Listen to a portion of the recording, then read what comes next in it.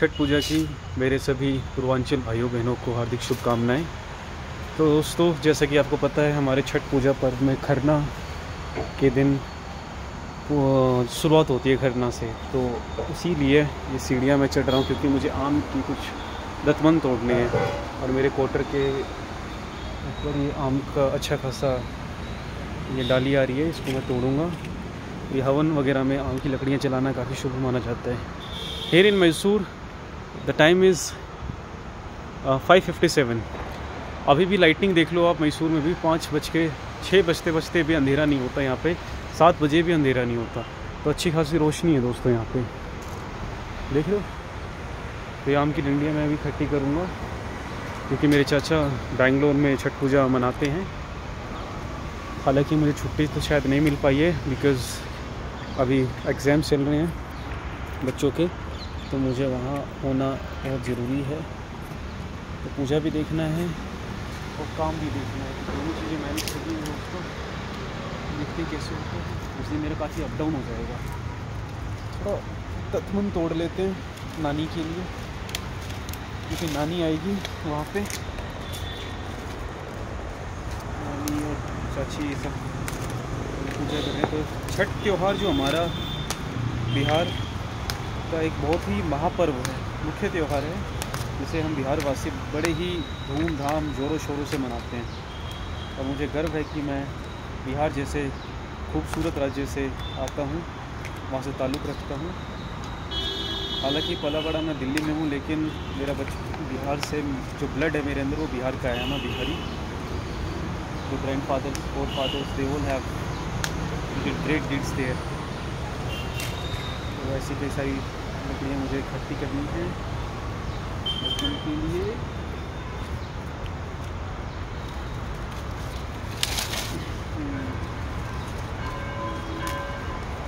छठ पूजा आते आते the people of Bihar gets emotional. Last year मैं अपनी सिस्टर के यहाँ करनाल में था, और हम बिहार के लोग ना ऑलमोस्ट, आप इस बात से एग्री करेंगे और हर कोई जानता है, इट्स अ यूनिवर्सल फैक्ट।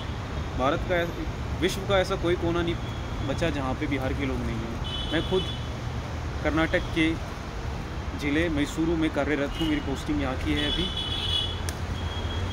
मैं भारत सरकार के अंतर्गत नौकरी पे हूँ अभी। हमारे बिहार के लोग दुबई और भी कई जगह, मतलब जहाँ आप सोच नहीं सकते वहाँ बिहार के लोग हैं अपने। बस अभी चांद पे जाना रह गया है, चांद पे भी जाएंगे। ओके, जो पार्ट चांद कौन सी बड़ी चीज़ है दोस्तों, मन में विश्वास होता है, इंसान क्या नहीं कर सकता। ये नज़ारे देखो आप, कितने प्यारे नज़ारे हैं, देखो। सो ये जगह अपने आप में ही बड़ी ही सुंदर जगह है दोस्तों।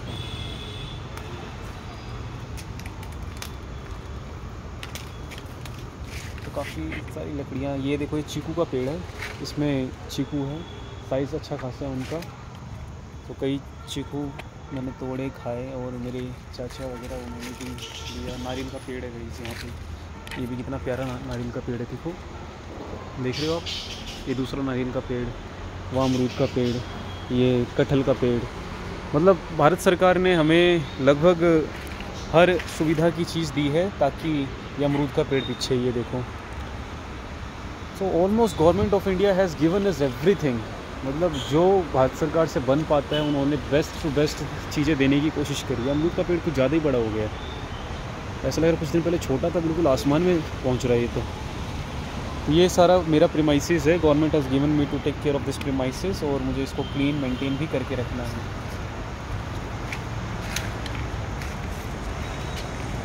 तो यहाँ से आप नज़ारे देखो, सुंदर। तो आज का दिन मेरे लिए काफ़ी अच्छा था। हुआ यूँ कि आज जितने भी न्यूली अपॉइंटीज़ थे 2025 में गवर्नमेंट ऑफ इंडिया में, तो उन सभी को रोज़गार मेला के तहत हमें मोदी जी का आमंत्रण था। तो हम वहाँ गए। मेरे अन्य साथी state bank, Railways, ministry of defence, Indian postal services, अलग अलग डिपार्टमेंट से सभी युवा साथी आए हुए थे। उन सभी ने अपना अच्छा भाषण दिया, मुझे भी मौका मिला, मैंने भी दिया एंड भारत सरकार का हमने आभार व्यक्त किया। तो दोस्तों मेरा तो सिंपल है, मन में जो आपकी चल रहा है वही सत्य है, वही विश्वास, उसको हमेशा रखो। गवर्नमेंट जॉब में आने से पहले कई लोग कहा करते थे कि भारत सरकार में नौकरी नहीं मिलती, नौकरी के नाम पे धांधली है, ये है वो है, पैसे होने चाहिए आपके पास 30 लाख 40 लाख तब जाके आपको नौकरी मिलेगी। बिल्कुल सही बात है, उनकी बातें सच थी किसी ज़माने के लिए। वो ज़माना अब गया।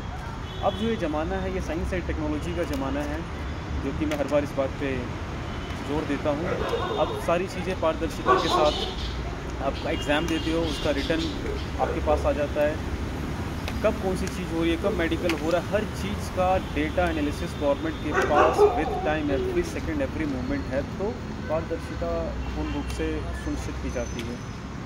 कहने का अर्थात ये है कि सरकारी नौकरियाँ लग रही है। आज मैं जहाँ गया मैसूरू में, यहीं पे कम से कम भी तो आप नहीं मानोगे 550 के आसपास कैंडिडेट्स आए होंगे जिनकी सरकारी नौकरी लगी है, और पूरी पारदर्शिता के साथ। कोई स्पोर्ट्स कोटे से, कोई मेरी तरह रिटर्न एग्ज़ाम क्वालिफाई करके आया। तो मेरे कहने का मतलब कि नौकरियां लगती है, वो गए वो ज़माने, बीते ज़माने। 15 साल 20 साल पहले यूपीए की सरकार में जहाँ हो सकता है पैसों से धांधली वांधली चलती थी, लेकिन अब वो ज़माने नहीं हैं। मैं खुद आपके सामने जीता जाता उदाहरण हूँ। मेरे दोस्तों ने भी मेरा बहुत मतलब उनके मन में जो आया, वो कोलीग्स फ्रेंड्स, नौकरियां नहीं लगती, किसकी नौकरियां लगती है, दिस डैट इडियोटिक पर्सन। मैं ज़्यादा अपना मुंह ख़राब नहीं करना चाहता उनको कुछ बोल के, हालांकि मैं अब शब्द बोलता भी नहीं आज तक में, लेकिन कभी रेयरली। थैंक यू बहुत फॉर दिस क्वालिटी इन मी।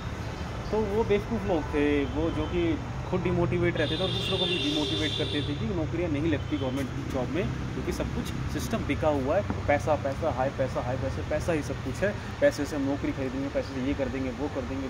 इस तरह की मेंटेलिटी वाले लोगों के साथ मैं बहुत रह चुका हूँ। ठीक है, ये मेरी पहली जॉब नहीं है, मैं पिछले 7-8 सालों से वर्किंग हूँ। इससे पहले मैं एयरपोर्ट स्कूल में था गाज़ियाबाद, इसके बाद मैंने प्राइवेट संस्था में वर्क किया। मैं इससे पहले गवर्नमेंट के कई प्रोजेक्ट्स में काम कर चुका हूँ, जैसे कि प्रधानमंत्री Kaushal Vikas Yojana as a very youngest retail trainer and English trainer. That time I started in 2019। तो कई इंस्टीट्यूट्स में पढ़ा है मैंने, तो और कई लोगों को जानता हूँ जो अपनी कड़ी मेहनत, अपने बलबूते पे air force, ministry of defence, ministry of education और कई जगह लगे, और उनको मैंने देखा अपनी आंखों से, और मुझे भी विश्वास था कि हाँ लोग लगते हैं, लगे और मैं भी लगूंगा। और आज आपके सामने हूँ मैं, भारत सरकार में मेरी नौकरी। तो मैं बहुत ही तहे दिल से आभार प्रकट करता हूँ अपने सभी बड़ों का, मेरे दादाजी, मेरे माता पिता का आशीर्वाद, और भारत सरकार जिन्होंने मुझे इस लायक समझा कि मेरी मेरिट को इसके आधार पे मुझे अपॉइंटमेंट दिया यहाँ पे। मैंने इस एग्ज़ाम को लिखा था 2023 में, हालांकि टाइम लग गया मुझे ज्वाइनिंग प्रोसेस में करते मतलब ज्वाइनिंग आने में मुझे 2 साल उन्होंने लगा दिए, तो मैं भूल ही चुका था लगभग। मतलब मैंने कई एग्ज़ाम्स दिए, हर एग्ज़ाम मेरा लगभग 1 मार्क 2 मार्क्स, जो मेरा ड्रीम जॉब था दैट वाज फाइटर पायलट, वो 1 to 12 मार्क्स से मैं स्किप कर गया। I still remember that was a very painful moment for me, NDA exam. But मैं रुका नहीं, उसके बाद भी कोशिशें लगातार जारी थी मेरी, और आज आपके सामने इतना प्यारा पोर्टर मिला है मुझे, अद्भुत, जो कि स्वप्न साकार जैसा महसूस होता है मुझे। सपना मेरा साकार हो गया दोस्तों, इतना अद्भुत पोर्टर, इतना प्यारा पोर्टर, देखिए आगे। तो सब्र का फल मीठा ही होता है। काफ़ी सब्र किया मैंने इस दिन के लिए, बहुत सब्र, बहुत पेशेंस, बहुत स्ट्रगल, क्योंकि हम लोग मिडिल क्लास से आने वाले लोग हैं। मिडिल क्लास में भी एक लोअर मिडिल क्लास होता है, उससे हैं हम लोग। ठीक है, तो फैमिली को हमेशा ही स्ट्रगल में देखा, पिताजी को स्ट्रगल के लिए पैसे कमाते हुए महीने भर बाहर रहना, ट्रकिंग करना, इंडिया के टफेस्ट माउंटेन रीजन्स में ट्रकिंग करना, ये सब काफ़ी डेंजरस चीज़, मतलब life I have seen of my family, but still by the grace of God today I am here. अब आप लोग के सपोर्ट से, और मैं लोगों को मोटिवेट करना चाहता हूँ। मेरा सिंपल इस वीडियो का मकसद ये है दोस्तों कि आप सभी जो सोच रहे हैं वो बिल्कुल सच है और सच होगा। It is always said that what ever you can dream you can achieve it, half way is already done. हम अपने जो स्वप्न में देखते हैं ना, वो अपने यू कैन से जो पॉसिबल है गुड थिंग्स, वो हम देखते हैं, वो हो सकता है। आपको बस लगातार कोशिशें की आवश्यकता है। Keep trying don't give up, और आप सक्सेस निश्चित रूप से ही पाएंगे। तो आज का दिन काफ़ी महत्वपूर्ण था। तारीख 24 अक्टूबर 2025 और मैं डेपुटेशन पे था। डेपुटेशन पे मतलब कि अपनी संस्था को रिप्रेजेंट कर रहा था रोज़गार मेला 2025 में, जहाँ पे मैंने स्पीच भी दिया। और बहुत पॉजिटिव हूँ मैं आज की तारीख में अपने चीज़ों को लेके। समस्याएं हैं लाइफ में, होती है थोड़ी बहुत, क्या करें जैसे, लेकिन जो भी है चीज़ें तो झेलनी है ही है, और झेलते आ रहे हैं और आगे भी देखते हैं। जो ईश्वर ने लिखा है, जैसा लिखा है उसको भोगना ही है हम सभी को। बस इसी के साथ आप सभी को मैं धन्यवाद देता हूँ। कॉन्ग्रेचुलेशन आपके इतने आभार के लिए। And this is how life is beautiful at this point of time. But मैं इस तरह का व्यक्ति हूँ कि मैं अकेले की कुछ इन्जॉय नहीं कर सकता। मैं चाहता हूँ मेरे आसपास सगे संबंधी, रिश्तेदार, मेरे दोस्त, आप सब लोग, मेरे सब्सक्राइबर, व्यूअर्स, आप सभी खुश रहें, आप सभी तंदुरुस्त रहें, मस्त रहें। सबसे पहले तो आपका स्वास्थ्य अच्छा रहे, कुछ हो ना हो, आपकी हेल्थ सबसे ज़रूरी है। नौकरी हो ना हो, नौकरी लगने से पहले भी मेरा माइंडसेट यही था, सबसे पहले हेल्थ इज़ वेरी इंपॉर्टेंट। तो अपने आप को आप स्वस्थ रखें। हेल्थ अच्छी नहीं है और उसके बावजूद उसके बाद अगर कोई भी चीज़ मिले तो हम उसको अच्छे से एंजॉय नहीं कर पाएंगे। तो हेल्थ इज़ फर्स्ट। आप स्वस्थ रहें, खुश रहें और कोशिशें करते रहें। एक ना एक दिन कामयाबी ज़रूर आप सभी को भी मिलेगी, जैसे कि मुझे मिली। हालांकि सफ़र अभी यहाँ ख़त्म नहीं हुआ, सफ़र की ये तो शुरुआत है। आगे आप मुझसे जुड़े रहिए, बहुत कुछ अचीव करना है और शौक आपको दिखाना है और आपको मोटिवेट करना है। Thank you guys, bye and happy Chhath Puja once again.